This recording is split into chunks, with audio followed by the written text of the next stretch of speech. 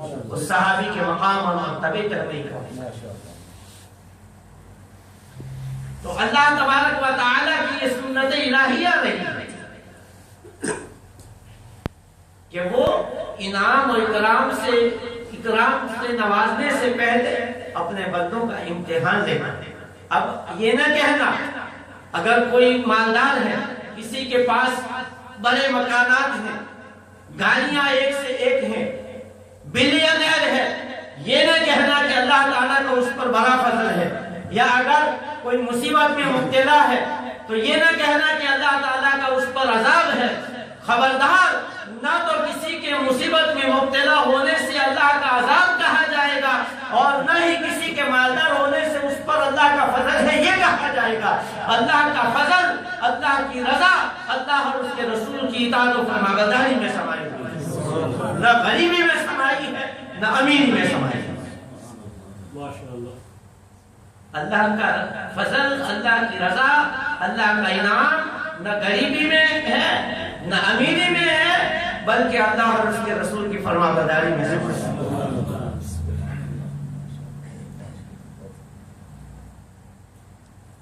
نبی کریم صلی اللہ علیہ وسلم اس دنیا میں تشریف لائے خاندان قریش میں، تو قریش کے لیے بڑا اعزاز ہے، اہل مکہ کے لیے بڑا اعزاز ہے. پھر مکہ سے باہر نکلے تو اہل عرب کے لیے بڑا اعزاز ہے. آج بھی اس پر وہ فخر کرتے ہیں کہ ہم میں فخر موجودات تشریف لائے، کہ ہماری زمین پر نبی آخر الزمان صلی اللہ علیہ وسلم تشریف لائے.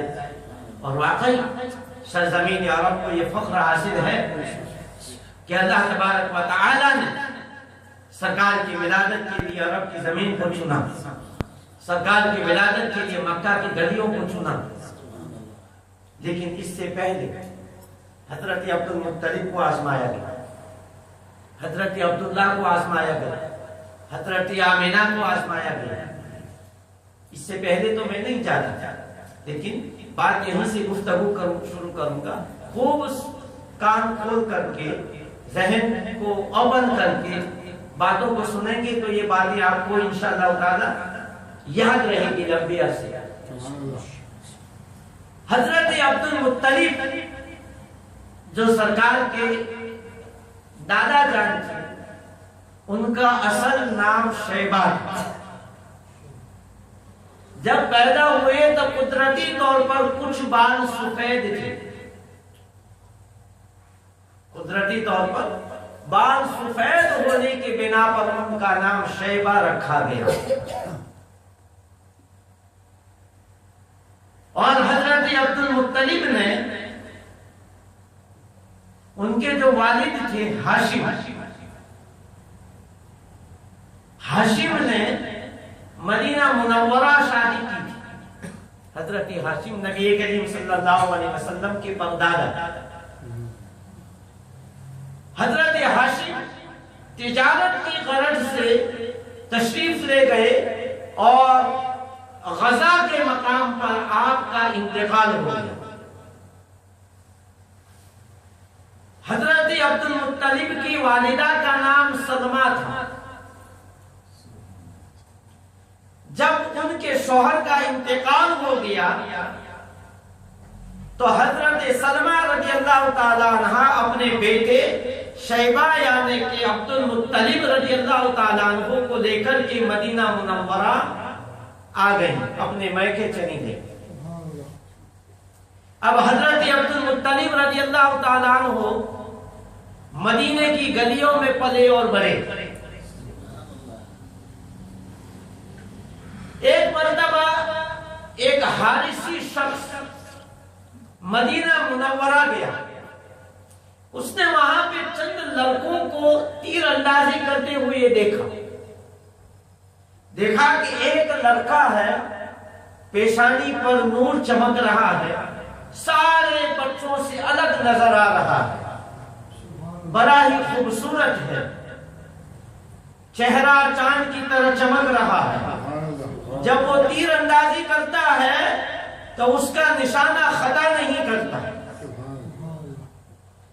جب تیر نشانے پر لگتا ہے تو شیر پڑتا ہے. کہ میں مکہ کا رہنے والا ہوں، خاندان قریش سے میں تعلق رکھتا ہوں، میں اسماعیل کی اولاد سے ہوں، میرا نشانہ کبھی خطا نہیں کرتا۔ سبحان اللہ۔ ہاشمی حارث جو گئے تھے، انہوں نے جب دیکھا تو بلائے کہ آؤ، تمہاری والدہ کا نام کیا ہے؟ کہا سلام، سمجھ گئے کہ یہ حضرت ہاشم کے بیٹے ہیں۔ آئے اور حضرت عبد المطلب کے گھر والوں سے کہا مکہ کہ تمہارا ایک بیٹا، چچا سے کہا کہ تمہارا بھتیجا مدینے کی گلیوں میں نے دیکھا کہ تیر اندازی کر رہا ہے، اس کی پیشانی نور سے چمک رہی ہے، کیوں نہ تم اپنے بھتیجے کو واپس مکہ لے آؤ اور یہاں پر ان کی پرورش کرو۔ اب ان کے جو چچا تھے حضرت عبد المطلب کے، وہ مدینہ منورہ گئے اور مدینہ منورہ جا کر کے ان کی والدہ سے کہا کہ یہ ہمارا بیٹا اب ہمیں دے دو کہ اب یہ بڑا ہو گیا ہے۔ حضرت سلمہ ان کی والدہ نے روتی ہوئی آنکھوں سے حضرت عبد المطلب کو روانہ کی،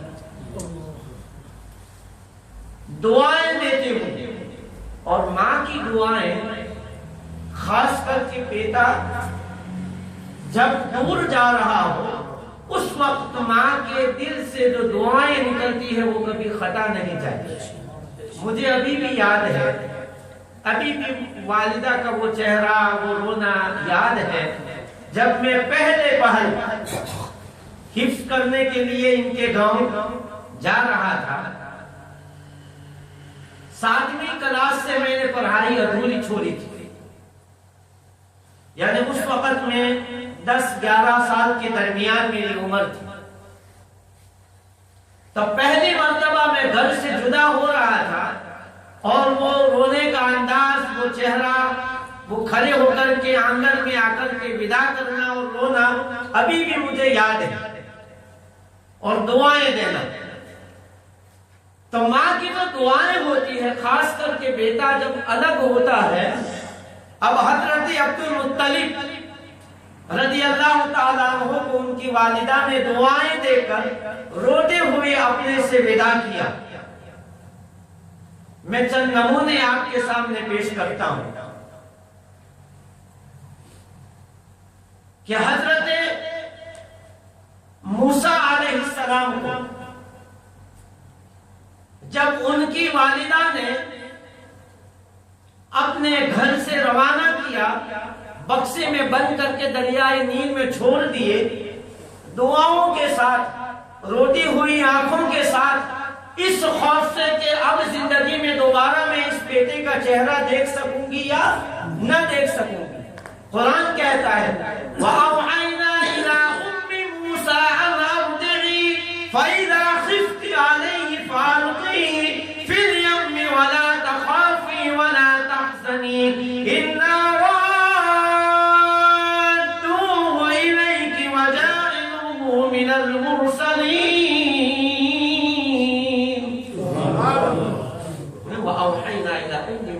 ہم نے وحی کی موسیٰ کی ماں کی طرف، وَجَاعِلُهُ مِنَ الْمُرْسَلِينَ، کہ ہم تیری طرف اسے لوٹائیں گے رسول بنا کر کے۔ تو جب بکسے میں ڈالے تو موسیٰ تھے، جب واپس ملے تو کلیم اللہ بن گئے تھے۔ حضرت حاجرہ رضی اللہ تعالیٰ عنہا نے حضرت اسماعیل علیہ السلام کو تیار کیے اور باغ کے ساتھ روانہ کر دیے، دعاؤں کے ساتھ۔ جب گئے تو اسماعیل تھے، جب واپس آئے تو ذبیح اللہ بن کر کے آئے۔ موسیٰ گئے تو کلیم اللہ بن کے آئے، اسماعیل گئے تو ذبیح اللہ بن کے آئے۔ عبد المطلب جب گئے تو صرف عبد المطلب تھے، جب واپس آئے تو خانہ کعبہ کے متولی بن چکے تھے۔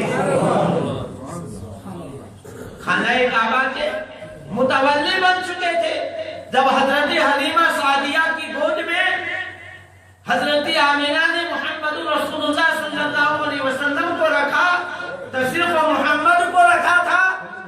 واپس آئے تو محمد رسول اللہ بن کے آئے تھے. سبحان اللہ سبحان اللہ. تو ماں کی دعائیں خاص کر کے اولاد سے جب الگ ہو رہی ہوں اس وقت اس کے دل سے جو دعائیں نکلتی ہیں ساری زندگی بھر بیٹے کی وہ دعائیں حفاظت کرتی ہیں, وہ دعائیں اس کے کام آتی ہیں, وہ دعائیں اسے کچھ بن کے واپس لوٹاتی ہیں. بندہ ناصر بھی جب گیا تو بچہ تھا, جب واپس آیا تو حافظ قرآن بن کے آیا تھا, قاری قرآن بن کے آیا تھا. سبحان اللہ. تو کچھ پانے کے لیے کچھ کھونا پڑتا ہے. تو حضرت عبد المطلب رضی اللہ تعالیٰ عنہ اب مکہ کی گلیوں میں پرورش ہو رہی ہے, اور جب بڑے ہوئے نکاح کیا گیا تو اللہ تبارک و تعالی نے 12 بیٹے عطا فرمائے. زمزم کا کنواں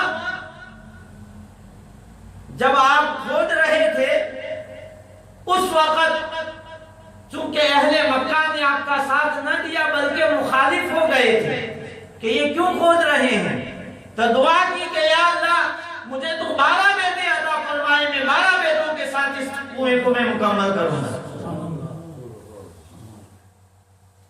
تو حضرت عبد المطلب کو بھی آزمایا گیا. حضرت عبداللہ کہ آخری بیٹے قربانی کرنے کی قسم کھائی تھی نے کہ ایک بیٹے کو اللہ کی راہ میں قربان کروں گا اگر مجھے 12 بیٹے عطا ہوئے. اللہ تعالیٰ نے 12 بیٹے عطا فرمائے. آخری جو تھے حضرت عبداللہ بڑے ہی خوبصورت حسین و جمیل آقائے دو عالم صلی اللہ علیہ وسلم کا نور حضرت عبداللہ کی پیشانی میں چمک رہا تھا. اب اہل مکہ نے کہا کہ عبد المطلب کیا کرتے ہو, اس بیٹے کے بدلے اونٹ ذبح کر دو. فرمایا نہیں, قرآن اندازی کروں گا. اب قرآن اندازی کی گئی, 100 اونٹ رکھے گئے اور حضرت عبداللہ کا نام قرآن اٹھایا تو حضرت عبداللہ کا نام, پھر 100 اونٹ اور بڑھائے, پھر قرآن ڈالا گیا 200 اونٹ اور حضرت عبداللہ, پھر حضرت عبداللہ کا نام کا قرآن نکلا, پھر 100 اونٹ بڑھائے, یہاں تک کہ 10ویں مرتبہ 1000 اونٹ حضرت عبداللہ رضی اللہ تعالیٰ عنہ کی جان کے صدقے میں ذبح کیے گئے, قربان کیے گئے. آخر میں 10ویں مرتبہ اونٹوں کے نام کا قرآن نکل آیا. 1000 اونٹوں کو حضرت عبد المطلب نے قربان کیے تھے. حضرت عبداللہ رضی اللہ تعالیٰ عنہ جب پیشانی مبارکہ میں نور مصطفیٰ جگمگا رہا تھا تو فاطمہ نام کی ایک عورت حضرت عبداللہ کے راستے میں آتی ہیں, کہتی ہیں کہ عبداللہ میرے ساتھ نکاح کر لو. فرمایا کہ میں ایسے نکاح نہیں کر سکتا. کہا ویسے ملاقات کر لو. فرمایا توبہ, اللہ تبارک و تعالیٰ سے میں ڈرتا ہوں, اب جس کی پشت میں نور مصطفیٰ ہو وہ بھلا گناہ کا تصور کیسے کر سکتا ہے کہ نور مصطفیٰ کا ظہور ہو رہا تھا. اب پھر ان کا نکاح بھی مدینہ منورہ میں حضرت آمنہ رضی اللہ تعالیٰ عنہ کے ساتھ کیا جاتا ہے. دوسرے دن وہی خاتون فاطمہ جب ملی, نور مصطفیٰ پیشانی سے غائب تھا, منہ پھیر دیتی ہیں. کہا کیا ہوا؟ کہا وہ نور جس کی مجھے تلاش تھی یہ عبداللہ وہ تمہاری پیشانی میں نہیں ہے. حضرت آمنہ رضی اللہ تعالیٰ عنہ شادی کے چند دنوں کے بعد ہی تجارت کی غرض سے ملک شام تشریف لے گئے. 18 سال کی عمر تھی. کیا عمر تھی؟ ملک شام تشریف لے گئے اور واپسی پر اپنے والد حضرت عبد المطلب کے ننیال مدینہ منورہ میں قیام فرمائے اور وہیں بیمار ہو گئے. اپنے والد حضرت عبد المطلب کے ننیال میں آپ نے قیام فرمایا, وہیں بیمار ہو گئے. قافلے والوں نے کچھ دن تو انتظار کیا کہ ٹھیک ہو جائیں, لیکن حالت دن بدن خراب ہوتی گئی اور پھر اہل مکہ کا جو قافلہ تھا وہ قافلہ حضرت عبداللہ کو چھوڑ کر ہی مکہ مکرمہ کے لیے روانہ ہوا۔ ادھر حضرت آمینہ رضی اللہ تعالیٰ عنہ سے یہ فرما کر تشریف لے گئے تھے کہ میں جلدی ہی گھر واپس آ جاؤں گا، جب قافلے کی واپسی کی خبر تم سنو، قافلے کی گھنٹی کی آواز تمہارے کانوں میں پڑے تو سمجھ لو کہ تمہارا دلہا، تمہارا شوہر آ گیا ہے، تم میرے استقبال کے لیے اپنے گھر سے آ جانا۔ اب وہ قافلہ حضرت عبداللہ کو مدینہ منورہ میں چھوڑ کر مکہ مکرمہ کی طرف روانہ ہوا۔ پیچھے ہی کچھ ہی دنوں کے بعد حضرت عبداللہ رضی اللہ تعالیٰ عنہ نے سرکار کے والد ماجد نے مدینہ منورہ ہی میں انتقال فرمایا۔ تاریخ یہ کہتی ہے کہ جہاں آج مسجد نبوی ہے وہیں پر آپ کی قبر مبارک، مسجد نبوی کی توسیع کے بعد آپ کے بدن مبارک کو وہاں سے نکال کر چپکے سے نجدیوں نے جنت البقیع میں دفن کر دیا۔ وہیں پر مسجد نبوی جہاں ہے وہیں پر آپ کی قبر مبارک ہے۔ اب حضرت عبداللہ کی وفات کی خبر حضرت عبد المطلب اور گھر والوں پر بجلی بن کے گری۔ حضرت عبد المطلب رضی اللہ تعالیٰ عنہ ادھر جب نبی کریم صلی اللہ علیہ وسلم کی ولادت باسعادت ہوتی ہے تو ایک روایت یہ ہے کہ سرکار مختون پیدا ہوئے، ختنہ شدہ، اور ایک روایت میں ہے کہ 7ویں دن حضرت عبد المطلب نے عقیقہ کیا، ختنہ کرایا اور اونٹ ذبح کیے اور اہل مکہ کی دعوت فرمائی، اور حضرت عبد المطلب نے وہ خوشی کا اظہار کیا جو اس سے پہلے مکہ میں کسی نے نہیں کیا۔ جب کھانے سے فارغ ہوئے تو لوگوں نے کہا کہ اے عبد المطلب، جس پوتے کے لیے تم نے اتنا پرتکلف لوگوں کی دعوت کی ہے، آخر اس پوتے کا نام کیا رکھا ہے؟ تو حضرت عبد المطلب نے کہا کہ میں نے اپنے پوتے کا نام محمد رکھا ہے۔ لوگوں نے اس سے پہلے یہ نام نہ سنا تھا، کسی نے رکھا نہیں تھا، سنا تو تھا کہ محمد ہوں گے، آخری نبی ہوں گے، اور سیرت نگاروں نے یہ لکھا ہے کہ آپ کے نام کے ساتھ ہی عرب میں باقی 6 بچے پیدا ہوئے، ان کے نام بھی محمد رکھے گئے، لیکن ان 6 میں سے کسی نے نبوت کا دعویٰ نہیں کیا تھا اور نہ ہی ان کو کسی نے نبی مانا تھا۔ 6 بچے تھے، بعض نے 3 کہا ہے، لیکن علامہ بلازری نے 6 بچے ان کے خاندان کے، ان کے والد کے ناموں کے ساتھ اپنی کتاب میں تحریر فرمائی۔ سیرت کی ایک کتاب ہے سیرت ابن ہشام۔ یہ سیرت ابن ہشام کب لکھی گئی ہے؟ 151 ہجری میں 2 بندوں نے مل کر کے لکھی ہے اس کو۔ ایک کی وفات 151 ہجری میں ہوئی اور دوسری کی وفات 235 ہجری میں ہوئی۔ آپ اندازہ کریں کہ 1200 سال پہلے سیرت کی کتاب لکھی گئی جو اولین سیرت کی کتابوں میں سے، ان کے حوالے سے میں بات کر رہا ہوں۔ سیرت ابن ہشام، تو اس میں لکھا ہے کہ لوگوں نے کہا کہ آپ نے یہ نام، چونکہ عرب میں رواج یہ تھا کہ اپنے خاندان کے نام پر سے بیٹے کا نام بھی رکھا کرتے تھے، یعنی اپنے خاندان میں جو کوئی بڑا گزر گیا ہو اس کے نام سے اولاد کے نام بھی رکھے جاتے تھے۔ تو کہا کہ یہ نام تو تم نے پہلے خاندان میں نہیں رکھا ہے، آپ کے خاندان میں یہ نام نہیں رہا ہے، تو یہ کیسے رکھا؟ کہا میں نے یہ نام اس لیے رکھا ہے کہ اللہ اور اس کے فرشتے آسمانوں پر اور زمین والے زمین پر میرے پوتے کی، میرے بیٹے کی تعریف کریں، اس کی ہم ثنا بیان کریں، اور علماء اور فقہا نے لکھا ہے کہ محمد اس کو کہتے ہیں جو تمام تر خوبیوں کا مالک ہو، جو تمام تر خوبیاں جس میں جمع ہو، اس کو محمد کہا جاتا ہے۔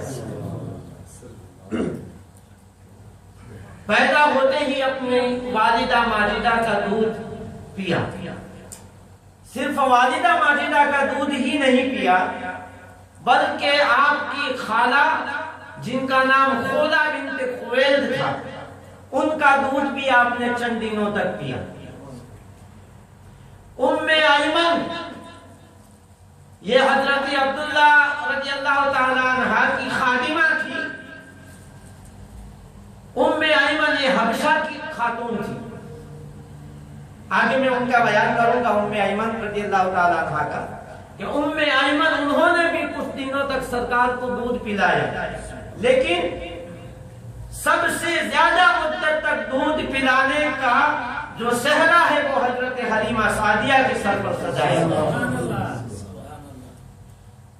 اب عرب کے لوگ اپنے بچوں کو صحرا میں رہنے والے قبائل میں بھیج دیا کرتے تھے دودھ پلانے کے لیے۔ کیوں بھیجتے تھے؟ یہ اپنے پاس کیوں نہیں رکھتے تھے بچوں کو، اور اپنے بچوں کو دوسرے قبائل میں دے دیتے تھے، کچھ سالوں تک وہ دودھ پلا دیتا تھے۔ فقہا نے، علماء نے، سیرت نگاروں نے اس کی بڑی پیاری وجوہات بیان فرمائی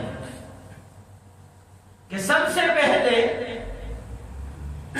تو ان کی عورتیں یعنی عربوں کی عورتیں خواتین شوہر کی خدمت کے لیے اپنے آپ کو فری رکھ سکیں، اس لیے ایک وجہ یہ تھی کہ وہ اپنی اولاد کو، اپنے بچوں کو یہ دوسری قبائل میں دے دیتی تھی کہ وہ شوہروں کی خدمت کے لیے فری رہ سکے۔ دوسری وجہ یہ تھی کہ صحرا کی زندگی ایک محنت والی، مشقت والی، ظاہر ہے کہ ان صحراؤں میں کھلے پاؤں بھی چلنا پڑتا تھا، نوکیلے پتھروں کے اوپر سے بھی چلنا پڑتا تھا۔ تو عرب یہ چاہتے تھے کہ ہمارے بچے بچپن ہی سے مصیبتوں کا مقابلہ کرنے کی ان میں صلاحیت پیدا ہو، ٹف لائف جس کو کہتے ہیں، ٹف لائف جینے کے یہ عادی بن جائیں، کیونکہ صحرا کی زندگی کوئی آسان زندگی نہ تھی کہ پانی کی قلت، بارش نہ ہوتی تھی، نوکیلے پتھر ہوا کرتے تھے، گرمی۔ تو عرب کے لوگ یہ چاہتے تھے کہ ان کے بچے جس طرح یہاں کے جو شہزادے ہیں، یہ شہزادوں کو پہلے لڑائیوں میں محاذ پر بھیجتے ہیں، ان کو ٹریننگ دیتے ہیں کہ